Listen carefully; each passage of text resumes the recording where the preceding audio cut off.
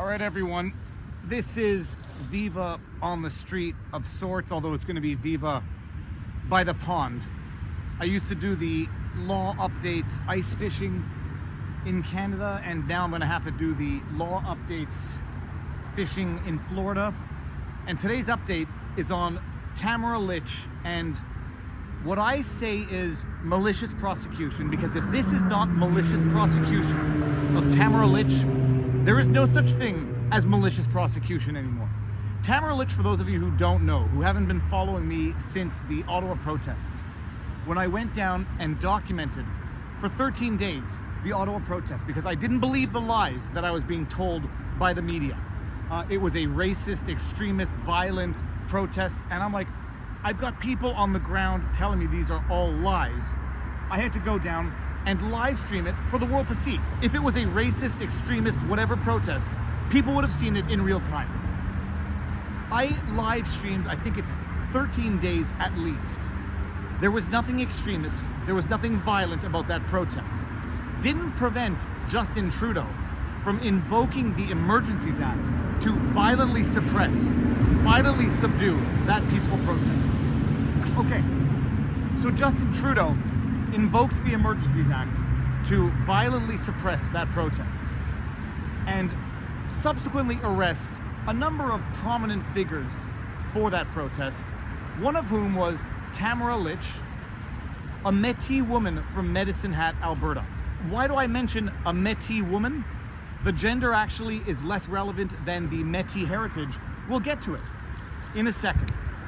He arrested Tamara Lich, detained her for, I say he, the Ottawa police arrested her, subsequent to the invocation of the Emergencies Act. They detained Tamara Lich for 2.5 weeks when all she was accused of were 4 charges relating to mischief. Inciting mischief, counseling mischief, whatever, committing mischief. It's a hybrid infraction under Canadian criminal law, summary offense or indictable offense, lesser or more depending on the type of mischief. Carries a maximum sentence of 10 years in jail. I haven't done the research. I doubt there's anyone in the history of Canada that has ever served 10 years for the crime of mischief. Whatever. They arrest her on 4 charges of mischief. Detain her for 2.5 weeks. She was initially denied bail. She was denied bail despite the fact that it was a non-violent 4 charges related to mischief. Initially denied bail, had a rehearing, the denial was confirmed, and then had a subsequent rehearing where a judge authorized her release, said her detention could not be justified, and authorized her release under terms that can only be described as exceedingly onerous, and I would dare say overtly unconstitutional. Everyone has to appreciate bail release terms necessarily violate certain fundamental rights. They necessarily limit where you can travel, what you can do, what you can possess by way of firearms sometimes. So bail terms necessarily violate constitutional rights, but they have to be justified, proportionate, related to the alleged crime, because bearing in mind, until you've had a trial by jury of your peers, you are legally innocent and only legally accused. Tamara Lich has only been accused of mischief-related charges. The terms of her release consisted of not attending any protests throughout Canada, not accessing social media, not posting messages of support for the trucker convoy, not going into Ottawa or the Ontario region. She had to post, I think it was a $5,000 bond. There was a certi who had to post a $20,000 certi. This is only after 2.5 weeks in jail and a bail rehearing. She was actually subsequently released from jail. The camera went down. Ugh. Hold on, let me just do this back here. The terms of her release, constitutionally, legally unjustifiable, in my view, doesn't matter. I'm not the judge. My opinion is worthless. Why did I say that her being a Métis woman was relevant? Well, when Justin Trudeau invoked the Emergencies Act and it prohibited protests in Ottawa, there was an exception in that Emergencies Act invocation an exception for protesting Indigenous rights. Indigenous Canadians could nonetheless protest, notwithstanding the invocation of the Emergencies Act.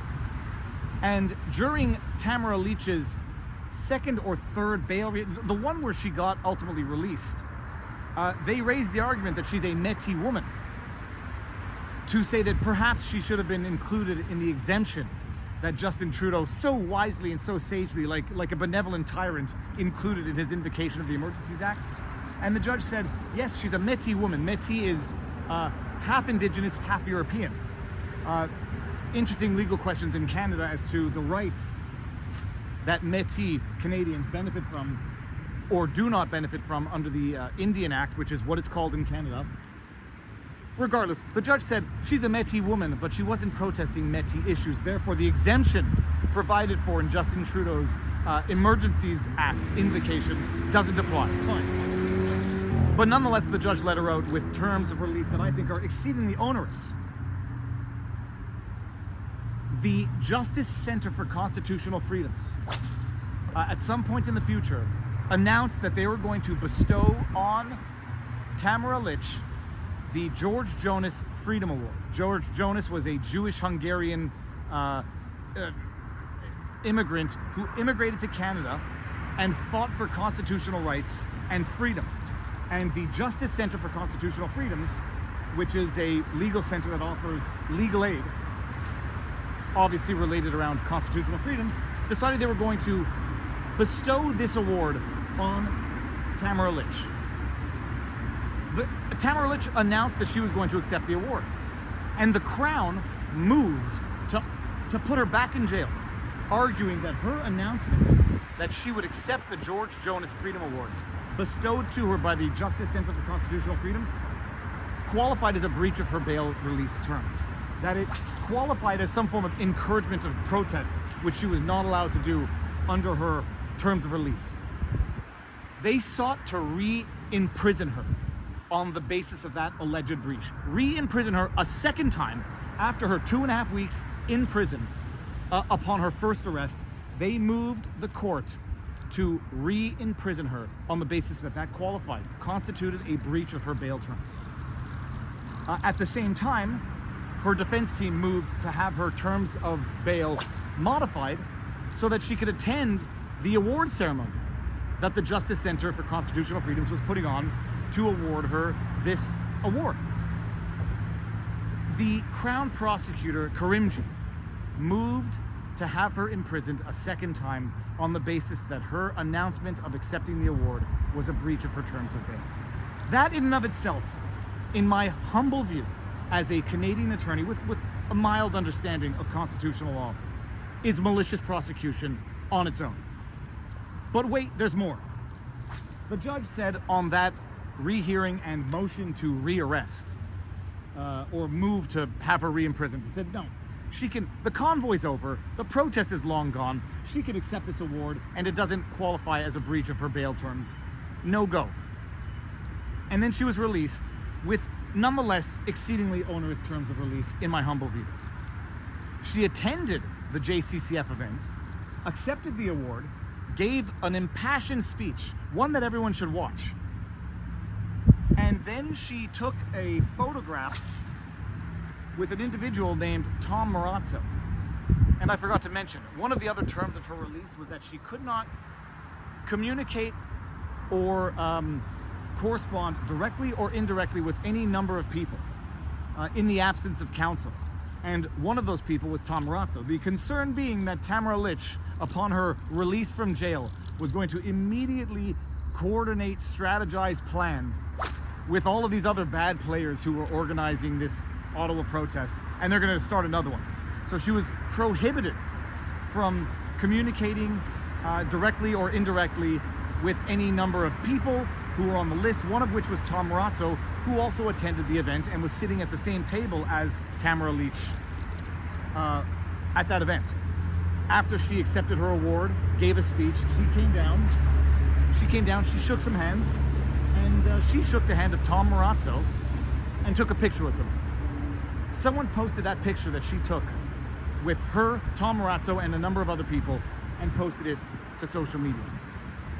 The Crown then apparently mandated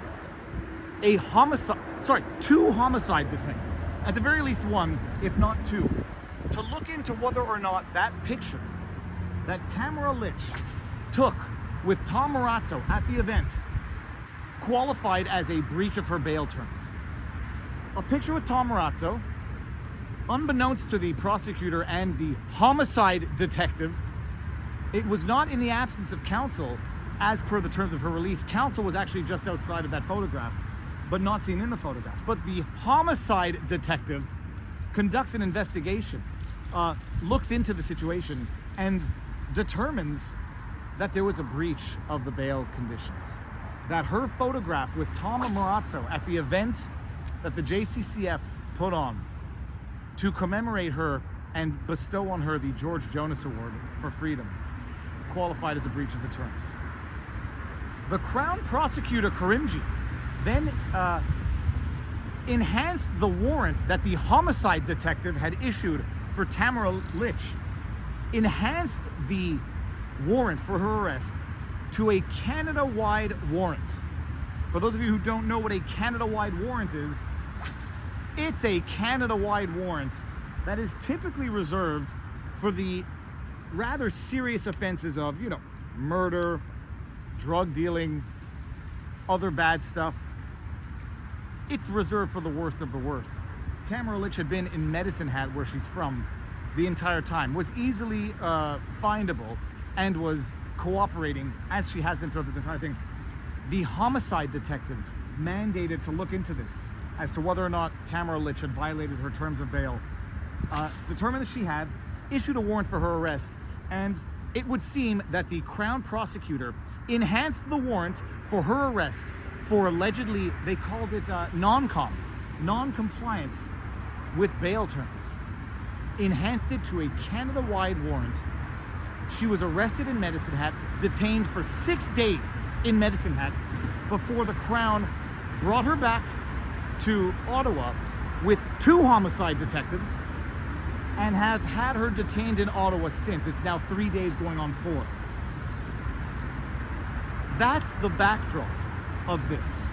And if that's not malicious prosecution, there is no such thing as malicious prosecution in Canada anymore. Today was the hearing on whether or not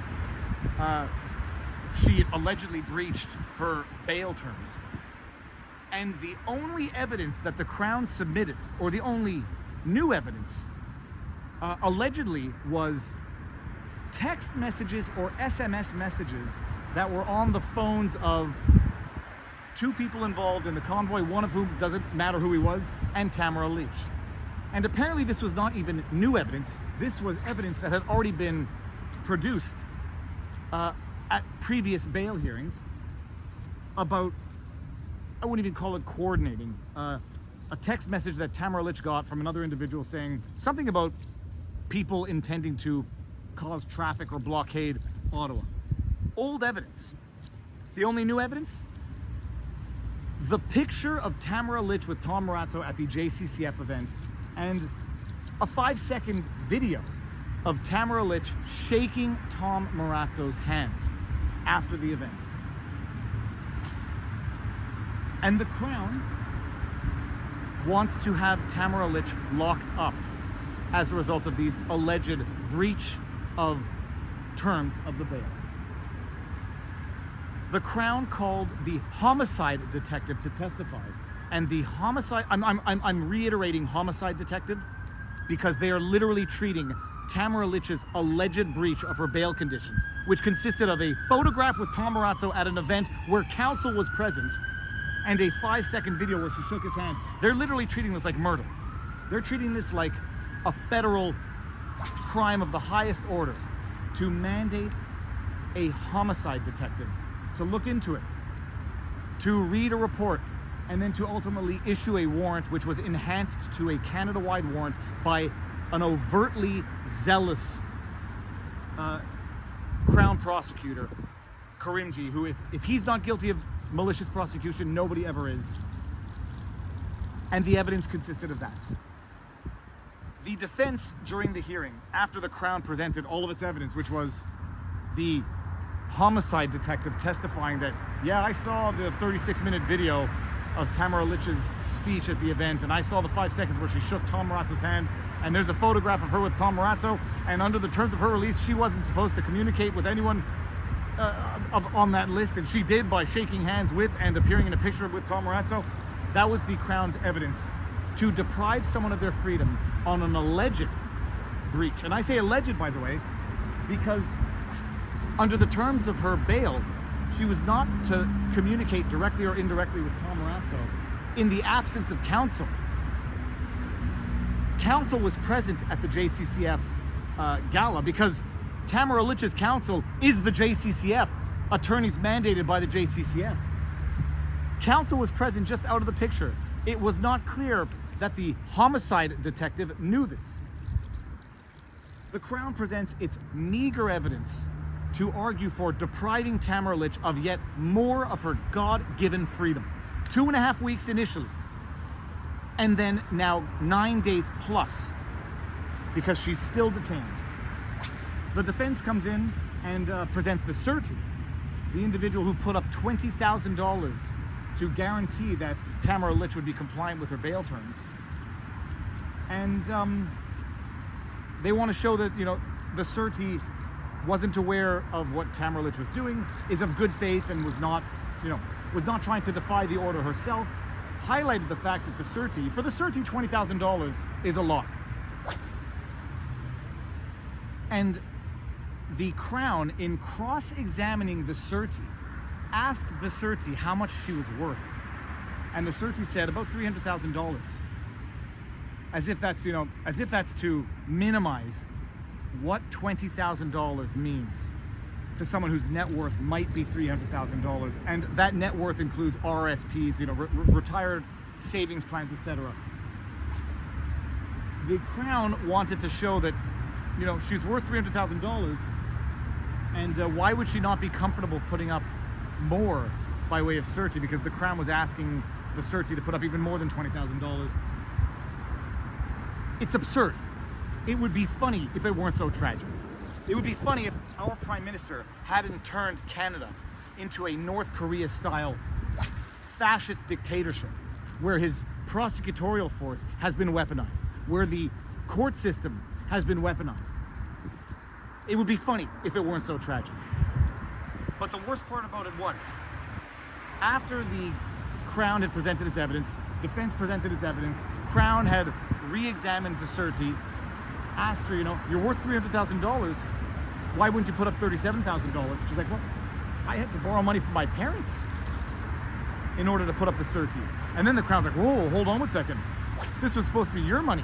Why were you taking your parents' money to put up the surety? Nonsense. But after that, the judge asks Tamara surety a question and says, were you aware that, you know, what could happen to you if you knowingly did not ensure that Tamara respected her bail conditions? She said, yeah, I was aware. Basically, were you aware that they could confiscate your surety? She says, yes, I was aware of that. The judge says, were you aware that you could face criminal charges? Potentially. Were you aware that you could potentially face criminal charges? And the surety says, yeah, I guess so. And the judge says, okay, good. Now, when the judge asked this question, I know that the judge was asking this question, in my humble opinion, to ensure the good faith of the surety, to ensure that she was acting knowing the serious consequences, above and beyond losing $20,000. If she knowingly violated her obligations as surety, she could face criminal charges, and she admitted to it, which I think the judge was just making sure that this surety was acting in good faith and responsible. But all of a sudden, when this judge says, you know that you could have faced criminal charges if you didn't do your job as surety, she said, yeah, I guess so. Oh, the evil ears of the Crown Prosecutor Kurunji perked up all of a sudden. Because now this guy realized, ooh, I could potentially go out and ruin someone else's life. And after the judge asked the surety that question, just in clarifying things after the parties had examined the surety, Kurunji says, I have one more question. And he asked the question on whether or not she knew that she could face criminal charges. He said, you said, I guess so. So you knew that you could face criminal charges. And she said, yes. And I swear to you, if this is not a prediction and this is not a case of a fear hiding a wish, Karimji just had the light bulb go off in his head. Holy crap, in addition to maliciously prosecuting Tamara Lich, I can now maliciously prosecute the Surti. The judge basically just gave me, not the green light, the good idea to actually go after the Surti for potential criminal charges, because the Crown Prosecutor Karimji will allege that the Surti knowingly allowed Tamara Lich to violate her bail terms, and not only should her $20,000 be forfeited and seized by the government, the federal government, she should face criminal charges. This is where it's at. In the closing arguments, the Crown Prosecutor actually argued that Tamara Lich's alleged breach of her terms was so serious that she should be imprisoned above and beyond the 9 days that she has already been imprisoned since the Canada-wide warrant issued by a homicide detective enhanced by a malicious Crown Prosecutor issued, executed, and Tamara Lich was held for 6 days in Medicine Hat, 3 days in Ottawa after she was hauled back to Ottawa by 2 homicide detectives. That's where we're at. That's where we're at in the sad, tyrannical state of Canada. You imagine a homicide detective, 2 by the looks of it, are investigating, what do they call it? Non-com, alleged non-compliance with bail terms, seeking jail time above and beyond the 2.5 weeks plus another 9 days for someone whose alleged breach of the bail terms consists of attending a gala, taking a picture with someone who she was purportedly not supposed to have any communications with in the absence of counsel, though counsel was there, and a 5-second video where she shook hands with Tom Marazzo after giving her speech. That's what Canada has become. The old expression, when tyranny comes, it's going to be cloaked in liberalism. We're living it in real time. It is nothing shy of egregious tyranny. Canada has been reduced in 3 short years under the watchful eye of Justin Trudeau, who has a basic an admiration for the basic dictatorship of China. Canada has been transformed from what it once was into an absolute tyrannical, fascist dictatorship regime. And Justin Trudeau is at the helm of this ship, and he's steering it in one direction and one direction, deliberately, meticulously, and maliciously. The judge, I think, took it under deliberation. I don't think he issued the judgment today. My goodness, I certainly hope he didn't, because in as much as I watched, he didn't. He's going to issue the judgment. It is not enough that Tamara Lich gets released. The judge needs to issue sanctions against this malicious Crown Prosecutor, because it is overt. If this is not malicious prosecution, there is no such thing as malicious prosecution. They are seeking to deprive an individual of life, liberty, and happiness, put him in jail for an alleged non-compliance that consists of a photograph and a handshake. And it's not the first time now. It's the second time the Crown has done this, because they moved to have her re-imprisoned on the basis that she breached her bail terms the last time, solely by virtue of announcing that she was going to accept the George Jonas Award being offered to her by the JCCF. It is not enough that Tamara Lich is released and given her God-given freedom back. The Crown Prosecutor needs to face sanctions. The judge needs to sanction this Crown Prosecutor for malicious prosecution. And if the judge doesn't do it, sua sponte, of his own volition, this Crown Prosecutor needs to be sued for malicious prosecution, because it's just disgusting. It's just disgusting. There's no other way to say it. That is the latest. Can't believe I haven't caught a fish. Thought I would have at least caught one fish. Just gonna bring it in. It's gonna happen on the last cast, because that's the way things work. Just gonna bring in the lure, and if it doesn't happen now, I'm gonna end this Viva fishing talking law stuffs. One more time? One more time, people, and it's gonna happen. Right down the shoreline. This is the head-on torpedo, and I'm just gonna bring it in, and it's gonna happen.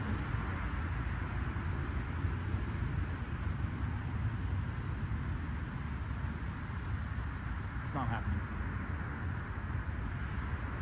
Well, as they say, even a bad day of fishing is better than a good day at the office. Unless your office is outdoors wherever you want, in which case a bad day of fishing is a day at the office. Peeps, unless I catch a fish on this one, thus is the end of the video. Thank you for watching. If you like this stuff, you know what to do. Like, share, subscribe, merch to support the channel, vivabarneslaw.locals.com, and stay tuned. May justice, I don't know, I think we're past the point of justice. I don't know that the injustice that has been thrust upon Tamara Lich can even be remedied at this point. A lot of people say she's gonna be a millionaire. $2 million for 2 weeks in jail, I'd take it. No, you wouldn't. Especially when you don't know that you're not gonna get compensated for it, and especially in Canada where she's not gonna get compensated. It's just an injustice that will not ever be able to be remedied because they've stolen time and they have attempted to destroy a life. And there is no way of righting that wrong. Okay, we're done. Not catching a fish tonight. Peace out, peace. Wait. Peace out. Wait. Peace out. No. Last time. What my problem? First try.